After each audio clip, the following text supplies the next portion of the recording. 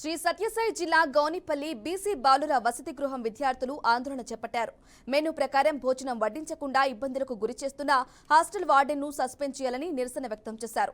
వసతి గృహంలో 130 మంది విద్యార్థులు ఉంటే అందులో 70 మంది మాత్రమే ఇక్కడ ఉంటున్నారని తెలిపారు.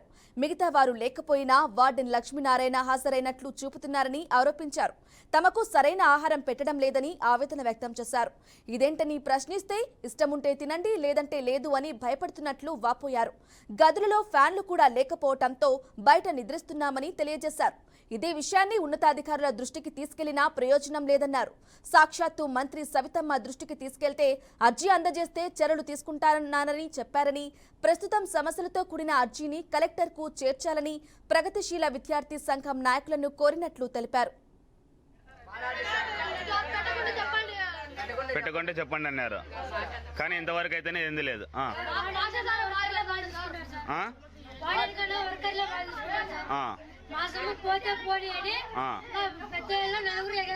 బాగానే చూసుకుంటున్నాడా హాస్టల్ వార్డెన్? మిమ్మల్ని చూసుకునేదేం లేదు. మళ్ళీ ఎట్లా మీ హాస్టల్ వార్డెన్ ఉండాలా మార్చల్లా? ఏపీఎస్డబ్ల్యూ చెప్పినారా? బాలాజీ సార్ ఏమన్నాడు? పెట్టుకుంటే చెప్పండి అన్నారు, కానీ ఇంతవరకు అయితేనే ఏంది లేదు.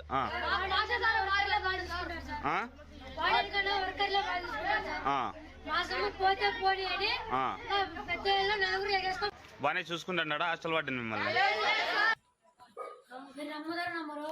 సాయంకాలం స్నాక్స్ మాత్రం చాలా వరస్ట్ సార్, చాలా తక్కువ ఇస్తున్నారు. అందులో మన ఇడ్లీలు అయితే కన్నా 2 పెట్టినారు sir.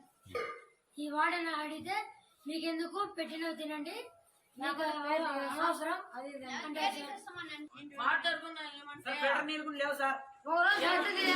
Sir.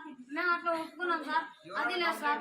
Sir Balaji sir, APCW Balaji sir, మీకు ఫిల్టర్ నీళ్ళు కావాలంటే ఒక పూట గ్రూట్ తగ్గిస్తామన్నాడు సార్.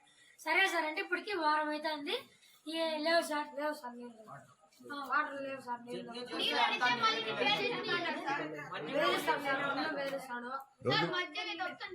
సార్ మధ్యలో 2 ప్యాకెట్లు తెచ్చి 70 మంది జరుగుతాడు సార్. మీరు నమ్ముతారు నమ్మరు కానీ సార్, మా పెద్ద వాళ్ళు అయితే 4 ఇంత డబ్బులు ఎగేసుకొని మాకు తెచ్చిస్తారు. కానీ 70 మంది 60 మంది 60 మంది 70 మంది ఉంటే 1/2 కేజీ శనగతాలు, 1/2 కేజీ పప్పులు ఇచ్చి ఒక 1/2 కేజీ పచ్చిమిరపకాయలు ఇస్తాడు సార్. సార్ మా దానికి రైతు అడిగితే ఏం రైతు అయ్యా పెద్దలు తిడుతున్నాడు సార్. ఏం రైతు అయ్యా నీకు ఎక్కడ లేని రూల్స్ అని పెడతావు నువ్వు అంటాడంట సార్.